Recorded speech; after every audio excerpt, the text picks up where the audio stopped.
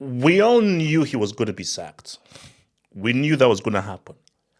But to be sacked after pretty much telling the truth and exposing these guys, that's different. The saga of Boychester divided since Fergie just keeps getting worse and worse and worse. Only with Coke.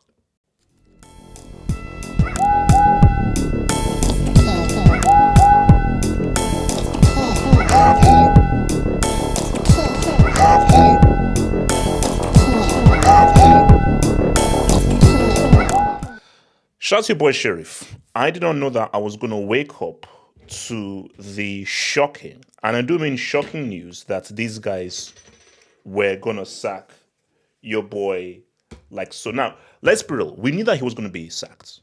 Like, let's be real. Even he knew he was going to be sacked. It is when he got sacked and the fact that this guy got sacked after Maresca. That is what's so crazy. Because let's be real. Most people's bets of the first person to be sacked would have been Amorim, especially before your boy Maresca, who won down 2 freaking trophies, So, it's shocking. It's just shocking more so in a sense of. Oh, sorry, no. I'll wrap that in afterwards. It's just shocking in a sense of just how swiftly it's happened. Because I think, again, whenever these things happen, I always go into the Reddit of the guys, so just to gauge what people are saying. So I went into the Man United Reddit, and someone made a very good point. He wasn't sacked due to the bad form, and we're going to talk about their form this season. This wasn't because of bad results, because they're doing way better, and it's a vast improvement over last season. He was sacked because of what he said. He directly did a subliminal against the board. I'm the manager, not the coach. I want to be the manager, not just the head coach. He was clearly saying that I want the proper responsibilities. I want my damn team. So that's all fair and good. But Amorim, you deserve to be sacked. Like, I'm shocked he even lasted this long. So you can view it 2 ways. He deserved to be sacked based off of last season. How he even survived last season is insane. I don't care about when you came in. To do that badly and be that stubborn, you deserve to be sacked. But the flip side is, you sack him, now what? Because as bad as it was last season, they have vastly improved. And at a point, they were within touching distance of Arsenal, who were top of the table. Something that they were never in contention of last season. So there was progress. And I'm sorry, United are not going to be champions overnight. That's not going to happen. Too much damage has been made. So the fact that they were making progress and you sack him, you're going back to square one. So my advice, 100%, last season, was sack him. This season, hell no. Hell no. They're 6th. They're 6th. I'll get more into that. They're 6th. But let's just look at the reality here. Let's just look at the reality here. Ruben Amorim's record as United head coach. That's 63 games. 25 wins, 15 draws, 23 losses. He almost Thanos'd his wins and losses. He was 2 L's away from being Thanos. Make everything balanced. He was 2 losses away from making things Thanos.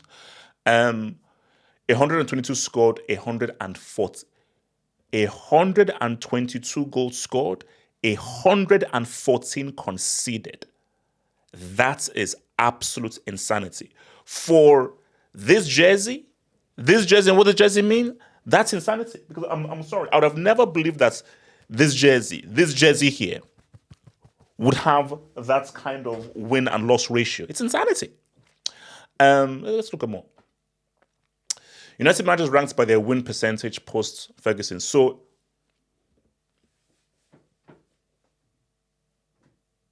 if I say anything, I'm in big trouble. This is football heritage. So we have Mourinho, 58%. Ten Hag, 54.69. Oli, 54.17. Moyes, 52.94. Louis van Gaal, 52.43. Ruben, I know you're young and everything. How do you have a 36.92 percentage? How do you have a 36.92 win percentage as the manager of Manchester United, also known as Boychester Divided? That is insanity. I mean, the very fact that the next guy up is on 52%, who's Louis van Gaal, not even 42, 43. So it goes from 36 to 52%. The gap between Amorim and the next best, Louis van Gaal, is insanity. It's almost 10%. In terms of win percentage, Amorim, that is unforgivable. That is inexcusable. So look at all the managers that these guys have had. So I want to just run through all these guys, man. I feel Moyes should have had a summer. United panicked. 100%. I've said it many times and I'll say it again. David Moyes deserved at least a summer. Giggs, okay, that's fine. You know, he needs to sort out not really having sexual intercourse with his brother's wife, but it is what it is. Louis van Gaal. I think Louis van Gaal was trying to build something. And that is an experienced hand. You see, they were cooking with Van Gaal and Mourinho. They simply panicked. You see, at that time, they still thought they were Manchester United. They still thought, no, we need to really live up to those standards. And they pulled the trigger too quick through Van Gaal and Mourinho, not knowing what's going to come ahead. Solskjaer was never going to be long-term, but Solskjaer cooked. I think the big mistake was pulling the trigger too quick on Van Gaal and Mourinho. Mourinho was United's guy. If they had supported him, listened to him, that was the next guy to succeed Alex Ferguson. Remember, this is Mourinho in the mid-2010s. Mid-2010s, he was still that freaking dude. He should have been the guy to have been given that 5, 6, 7, 8, 9 years to really cook and build the team in his image. And the last major trophy they won was under Mourinho. Caretaker did his thing. Ralph Ragnick, who said open heart surgery. Then you have Ten Hag. And then you have Amorim. It's gotten worse. The worst managers, the most problematic managers that they've had have been their last two managers, which is Erik Ten Hag and Amorim. Oh, well, hold up. Does it how the thing is win percentage? Hold up.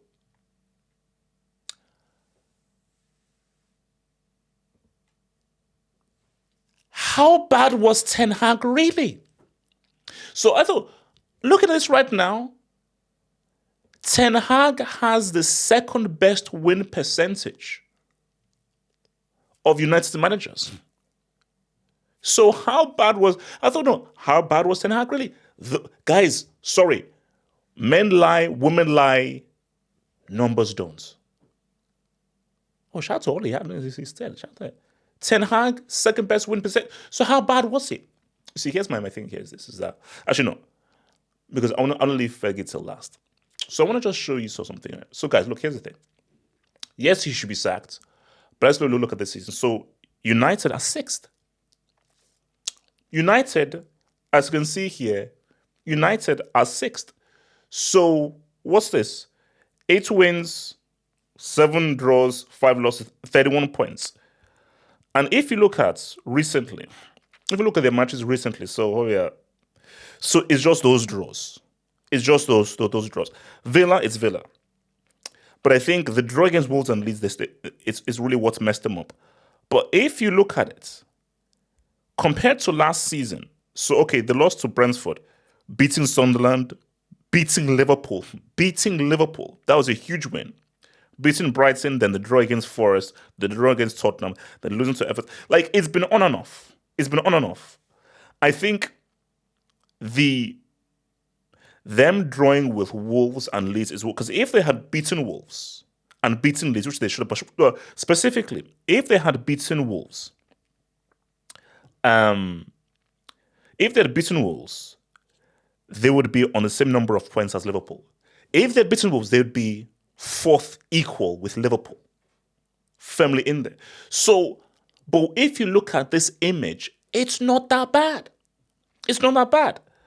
But the issue is this. If we can hold up, let's go to There we go. The issue is this. Is if you go to last season, that's the issue. 15, 11 wins, 9 losses. Sorry, no, 11 wins, 9 draws, 18 losses. 18 losses, 42 points. That was the issue. That was the issue. The issue was, like, for me, I don't give him a second season. I don't care about process. Finishing here, I don't give him another season. I simply don't. But from INEOS's point of view, you've just messed up the damn team. Because if you look at the upcoming games, bro, they've got Burnley away. That's winnable. Also, yeah, they got Burnley away. That's winnable. Obviously, Brighton and Bleed, no, that's in the FA Cup. Then you've got the Manchester Derby. So basically, I just think that sacking him now, it was pointless. I mean, look, Bruno was carrying this damn dude, bro. Now that's an issue. Their clean sheets, they are 18th via clean sheets. Jesus. Goals considered per match for look. Defensively, they're ass cheeks. Defensively, they're ass cheeks. But as ass cheeks as they may be defensively,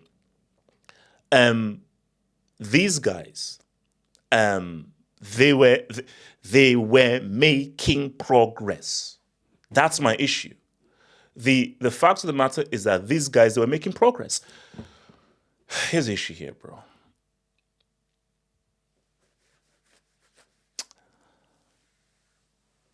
United have been on a downhill slope since Fergie. Now, you are talking about arguably the greatest manager of all time. And I've said this before, that shout out to Pep to this day. As a manager, a guy who can take the likes of Nicky Butt, Kanchelskis, Poborski, Neville Brothers, scrubs, and turn scrubs into champions. I've always said Fergie over Pep. Alex Ferguson is one of the greatest managers of all time, who is not reliant on a checkbook to say what's up. He won with freaking kids. So comparing anybody to him would be crazy. But I do feel that the cloud of Fergie still looms over these freaking guys. It still does. And until United get a guy who they can support, they can trust, and because it's about personnel. I mean, shout out to boy Mike for football. See, the team is crap. Because here's my thing though. If you're hiring a manager, you have to know who you're hiring and you have to support him. The stupidity of these morons of INEOS is, you know this guy is to the back. You interviewed him. He told you what it's about. He told you that I have a philosophy and I'm strict to this philosophy. If you know that, you have to create an environment to fully support him. Because if you don't, then what's the point in hiring him? What's the point in hiring him? Because you can blame Amorim all you want, and you should. And Amorim must take a lot of blame for finishing 15th last season and how crappy he's been. But at the end of the day, I have to know who I'm hiring. Because once I know who I'm hiring, because the bottom line is Manchester United win. It's not about they win my way. They win in this particular way. Is Manchester United win. And for Manchester United win, you have to hire the right manager. You have to support him the right way. You have to give him his specific players to ensure that he works in his particular system and then win. In Ferguson's day, it wasn't about systems. Ferguson had a plan Z. Those managers are gone. The managers of 2026 have a very strict system. So because they have a very strict system, you must support them in that system. Who was the last team that won everything last season? PSG. Luis Enrique. Luis Enrique has an extremely specific system, and he will not change from it. He doesn't have a plan B. That is the reality. So once you get that manager, and most managers, especially the young ones, are like this. They're strict to a system. It's 2026. You have to support them. Give them their players. Players that fit into their system, because that is the best chance they have of succeeding. Look, for United, you have two choices. You go kid or you go projects. It's winning now or it's a process. If your boy Halford was advising them, My advice is, no, it's not even advice. It's, INEOS, what do you want to do? If you're ready to invest and you have money to invest in players, you get a project manager and you invest in his players, in his system. If you don't have the money or you don't want to invest, you get a win now, get the manager, and you tell him to win with these players. So the choice is based on INEOS and what they want to do. If you want to invest in players, you get a project manager and you invest in his project and in his system. If you don't want to invest in players, you get a manager who is here to win now, who is here to get, aka get it done, and get results with these players, because there is nobody that's there to bring in. And that manager has a plan Z, not only a plan A. So it all depends on what INEOS have to do. But look, all I'm saying that is, on the low key, bro, I'm enjoying this. Okay, I don't mean to be crazy or wild, but in the low key, Boychester Divided lives. And I think this Boychester Divided era is going to last for a lot longer. After how much you made me suffer in the 90s, we need another 10 years of this cookout, bro. Someone made a field comp of Mason Mount about a year or two ago, and that thing is the best. Like, they put Congolese music over it. So no black goalkeeper has thrown the ball when a guy has been literally half a yard away from them. You pushed a guy off the pitch. He's still off the pitch, and he managed to beat you while off the pitch, then came onto the pitch with the ball, is insane. Think about becoming a Football Hut member. If you're a desktop merchant, just click on the join button below, over here. Or if you're a mobile phone merchant, just click on the join button below the video over here and join the true elite content crack addicts. Peace.